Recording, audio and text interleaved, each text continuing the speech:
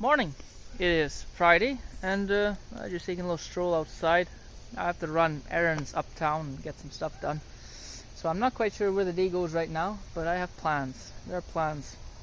So one thing I do need to get a move on that manure spreader.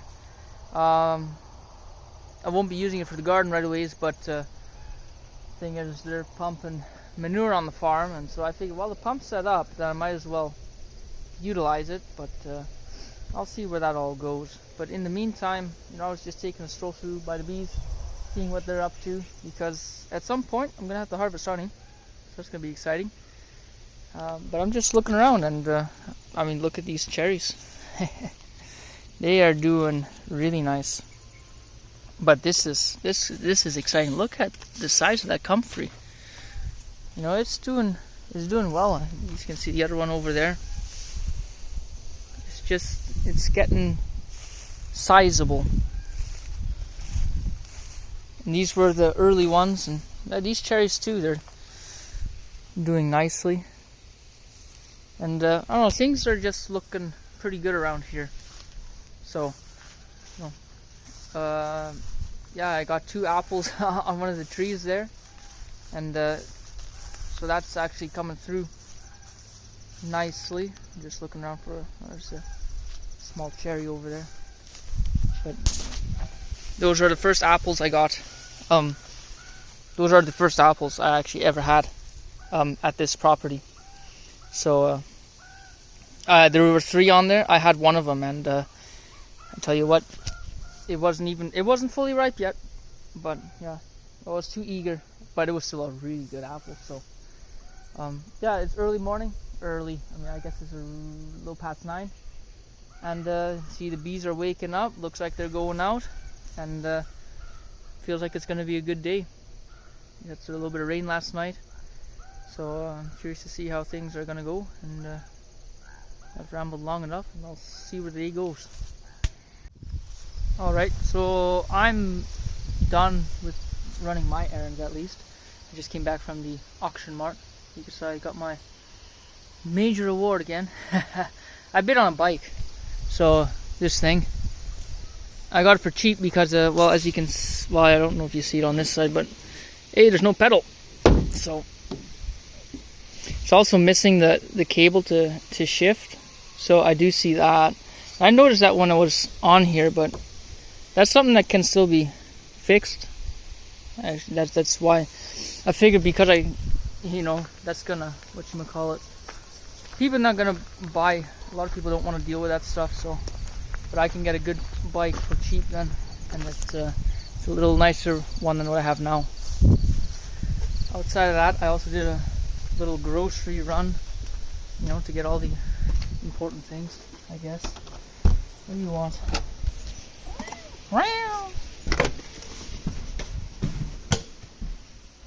Oh, so yeah, whatchamacallit, oil, flour, rice, and yerba. So the important things in life. I also got a fitting for the drop this mug. Got a fitting for the manure spreader, and it was the last piece I needed, and I didn't see it before, so I'll quickly get I'll show you that one. Okay, yeah, this one. So this fitting, so this comes from the IBC tote to the thread to the slip adapter. So I'm going to take this one, and I'm going to take this side. So this is a 2-piece fitting that just screws. Alright, so this piece just unscrews. So you can see there's the gasket in there. It threads into there, and then this just tightens it against that to make the seat.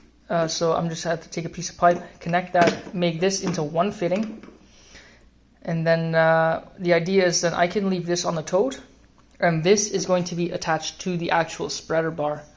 And so what I can do then is, okay, I got the tote full, connect it, and then spread the manure, and then when I'm done, I can close the valve, unscrew this, take the spreader bar off, refill the tank without having to keep the bar on there, because I didn't want to leave it on there or when I'm done, I can take it off. I can, you can wash it. At least that way it's not always, because right now the only way to unscrew it is right here, and then you have the whole bar would have to pivot.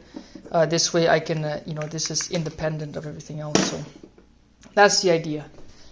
That's what I'm working with now. And oh man, my vinegar is it's making all the CO2, but because the pulp is fine enough that it kind of traps the gas in there, and so the gas is building up and it's actually physically pushing the pulp higher. So it's it touches the top. So I've had the issue with this one already a few times, and I had to push it back down and kind of release the gas because it's not doing that by itself. So hindsight being 2020, I don't know. I feel like maybe I should. I wonder if there's some sort of adapter that you could thread onto here, go up, give you extra headspace. Because the thing is, if you take out of here, like it's at a good level as it is, because you take more out of it and then you don't have as much liquid and then you have less vinegar in the end. But yeah, I'm dealing with overflow. So, but that's why it's nice when you have these. You can kind of wash them again. I just wash them, bring them out, and then dry them. And I made extra, so I just hang them on there like a laundry line and go from there. Either way, I'm not sure where the day goes from here, but go see what that does. And should probably start working on that manure spreader. I have projects lined up. I got stuff to do. Alright, so there was something I need to get done, and that was pickled eggs. I've been storing eggs for a while now, so I kind of got to get on top of that. And well, I don't know, it's kind of a rainy-ish day. It's been on and off, kind of dreary. So I'm going to do that, see where it goes after that. But yeah, I should have enough vinegar for all of this, but figure out what spices I do. But as you can see, I got a few eggs around. So the chickens, I guess some of them were molting. I had a bit of a lull, and then now they're back up to 5 a day. There's still one chicken that's slacking off. But yeah, I'll get these processed. It's roughly 90 eggs. But that should equate to roughly 10 jars, 9 eggs a jar, roughly. I've got all these ready for that.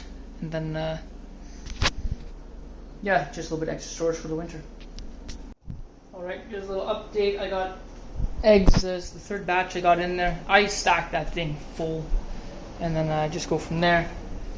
They go into the cold water, they kind of, I guess, dry, and then I'm going to separate them, shells and whites. I got jars set up. Right now I got onion and garlic in the bottom, and I got a whole slew of spices I'm going to try out. So here's dried basil. This is hyssop. That's going to be a very interesting one, I think, because it carries a black licorice flavor. This is wild sage, prairie sage, bee balm. I tried this on the last batch. It is phenomenal. It is absolutely, and I've only tried it. I mean, I actually haven't tried the other flavors yet, but this was it stood out so much. Really good. Celery, both of those. Mustard seeds, which reminds me, I got a bunch of mustard in the garden that needs to go, and then myself curry as well. So I'll be trying that. I'll go start shelling, and then I'll start filling jars. And yeah, the only annoying thing I see so far is that with all these lids, I should see if hopefully the lids fit all each other. Otherwise I have to make sure that the lid from the jar is, like they're matched. But I prefer to put them in a hot water, to soften up the rubber on there when you seal it. I'll water bath them as well. But the annoying part is that element isn't working. I do not like these coil stoves. I've changed 2 of the elements already on here. I think I've already changed this once before, to be honest. But the contacts are just not right where it should be. It's a nuisance, but what you gonna do? One day I might upgrade to I'd like to upgrade to one of those glass tops. That would be nice. Even those induction ovens are pretty nice, but I don't. The one thing I don't like about that is if you don't have it. Not all my pots are induction based, so kind of. I'd rather have a glass top. That is, I don't know. You can clean it nicely. That came with the house, so you know I'm blessed to have something to at least cook on. So, yeah, and I just have to look into fixing that. So I'll carry on with this and then see where it goes from there. Alrighty, so I'm actually feeling it now. I've been standing and peeling eggs for a good while. That was I don't know how long that was. Either way, I'm getting ready to can very soon. I got 8 jars ready. I thought I would have more, but I guess I thought I had less last time, and I thought I had 20 more this time. But either way, so here we go. 8 jars, and so I got anise hyssop, mustard, prairie sage, bee balm, basil, celery, and then 2 curries. So I got the vinegar heating up. So this is 50-50 apple and white. That's how I prefer it.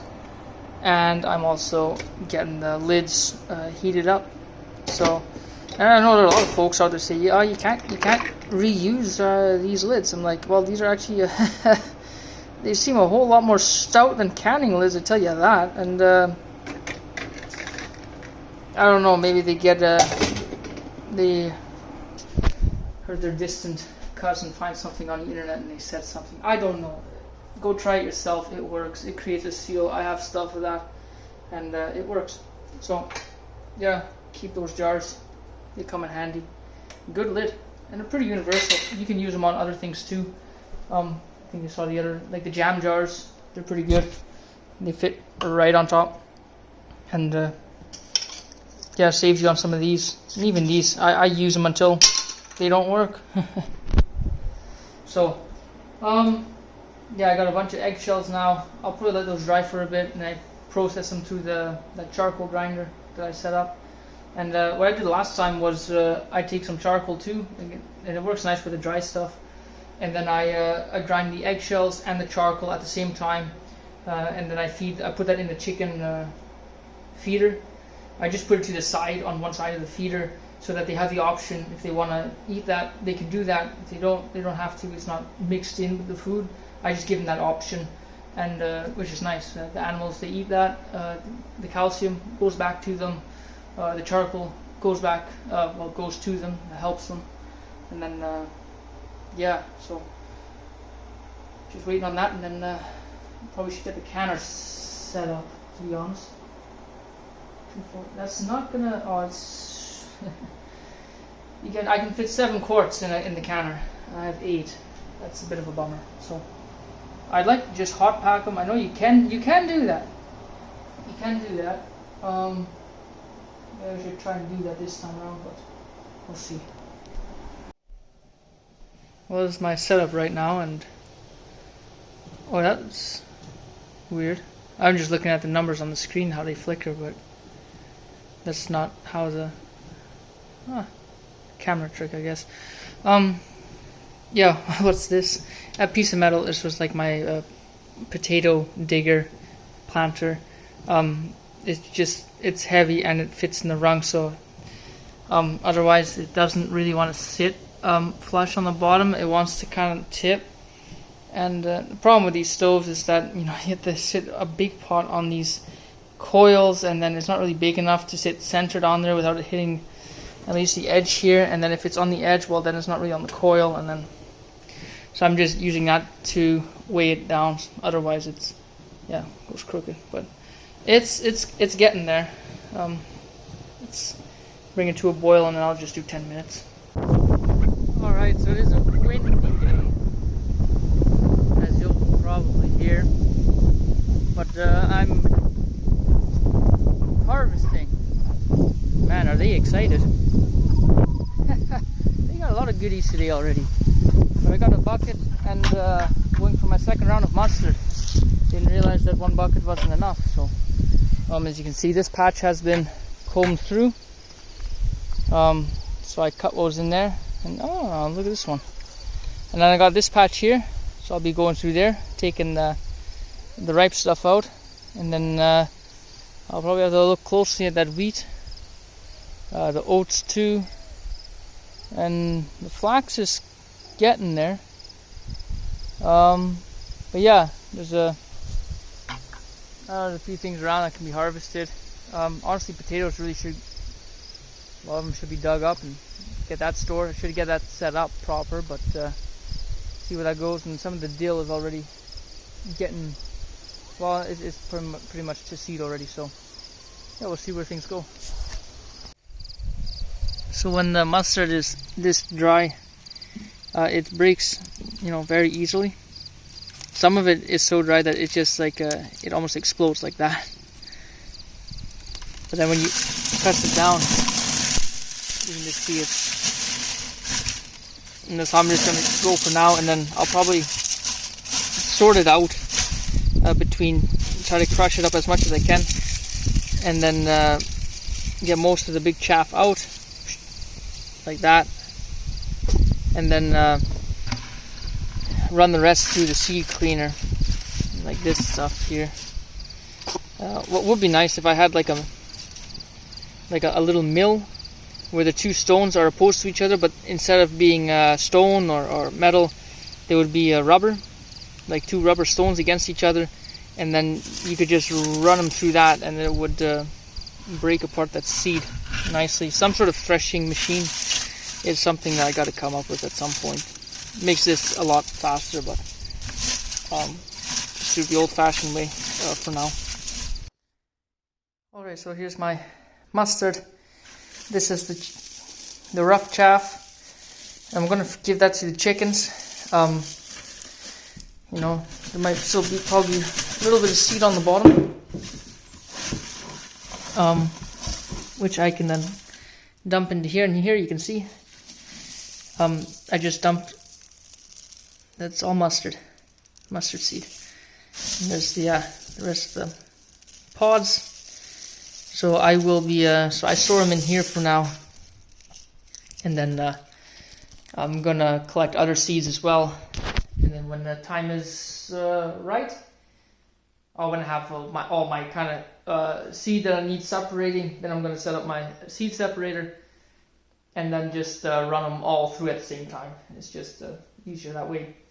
So there'll be this, the wheat probably, I think the oats, maybe the flax, corn to a degree, but I got enough corn, sorghum, maybe the carrots, but I doubt it. Yeah, so I'll go give that to the chickens. I might go out and collect some wheat heads. I know they're pretty much ready, so yeah, got mustard.